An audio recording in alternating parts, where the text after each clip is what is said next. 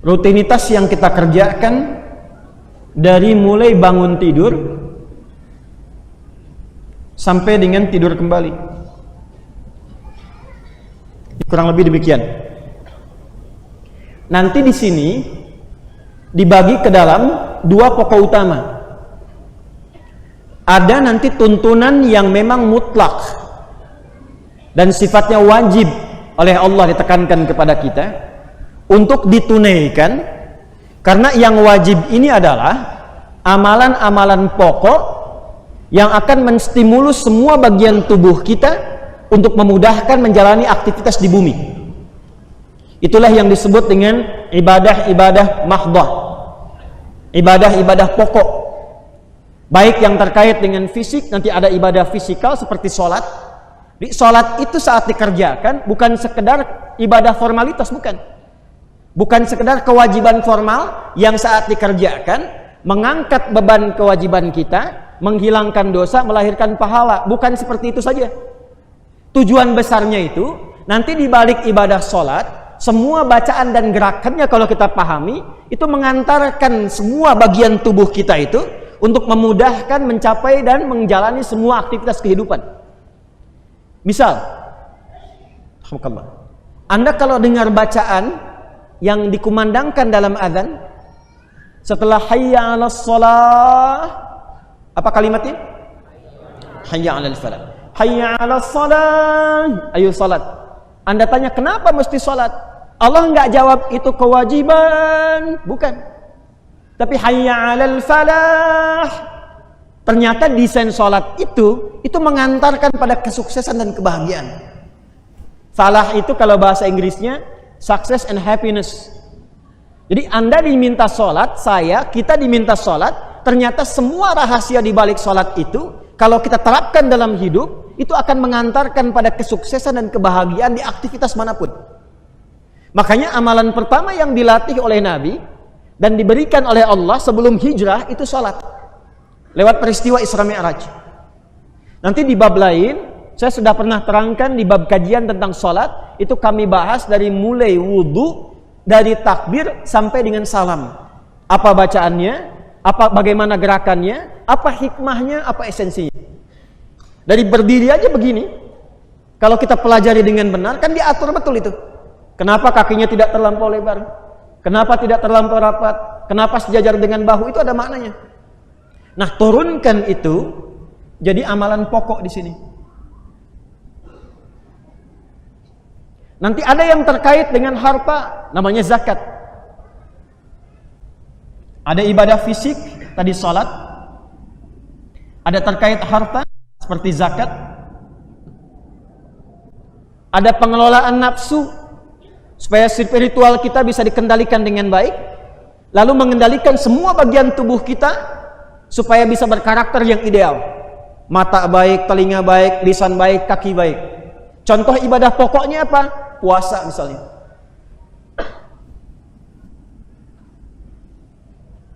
Ada gabungan kesemuanya dari segi esensi. Fisiknya ada, butuh harta, butuh kesabaran, butuh pengelolaan nafsu, itu haji dan umrah.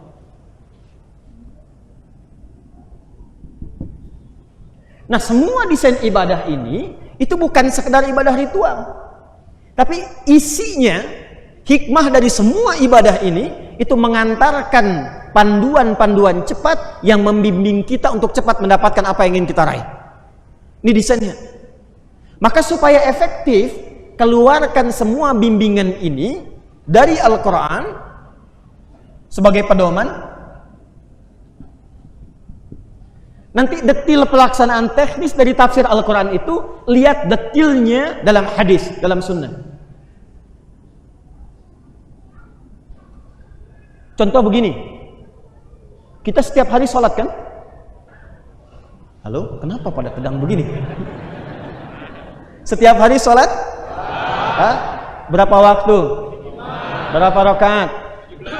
Pertanyaan saya, dari setiap kali kita sholat sampai ribuan kali ruku dan sujud sampai detik ini, pernah nggak mengeluarkan ayat-ayat sholat dalam Al-Quran? Pernah nggak dikeluarkan panduannya? Ayatnya. Jangan-jangan kita baca, Tapi bacaan itu nggak dipahami. Contoh kecil begini, contoh kecil nih. Satu ayat aja. Buka Quran surah 29 ayat 45. Quran surah ke-29 Al-Ankabut ayat 45. Utlu ma uhiya ilaika minal kitab. Utlu ma uhiya ilaika minal kitab aqimis shalah. Ada ayatnya? Sebelum Anda sholat, ini kata Al-Quran. Baca dulu, utlu itu dari kata tilawah. Baca, pahami, setelah paham amalkan, itulah tilawah. Kalau Anda mau sholat, kata Al-Quran, baca dulu, pelajari bacaan-bacaan sholat, gerakan-gerakan sholat, setelah itu pahami. Kalau takbir, pahami apa artinya takbir, kenapa maksudnya takbir, supaya mengerti. Nah, setelah paham itu tunaikan sholat. Sholat yang dipahami setiap bacaannya itu yang kata Al-Quran melahirkan kekhusyuan, sehingga dampaknya membuat kita tercegah dari perbuatan keji dan mungkar. Maka ujung ayatnya setelah kalimat wa aqimis shalah, innas sholata tanha 'anil fahsya'i wal. Nah, fahsya wal munkar itu bisa didapatkan kalau ngerti bacaan dan gerakannya. Dan itu bisa mencegah kita dari hal-hal yang mempengaruhi kekhusyuan dalam sholat. Karena mengerti, itu yang menjadikan Abu Bakar baru takbir Allahu Akbar, saking pahamnya bacaan takbir sampai gemetar dan menangis. Aku menetapkan Engkau maha besar ya Allah, tapi kadang aku merasa besar sebelum sholat dari teman sendiri. Angkuh terhadap orang lain, merasa yang paling hebat, merasa yang paling berkuasa, merasa yang paling dominan. Sementara ketika datang dalam sholat mengatakan Allahu Akbar, apa nggak malu tuh? Nah, itulah satu ayat. Nanti teknisnya diajarkan oleh Nabi lewat apa? Lewat sunnah. Hadis Muslim misalnya nomor hadis 397. Bagaimana memulai sholat? Kata Nabi, idza qumta ila shalah fa asbighul wudu.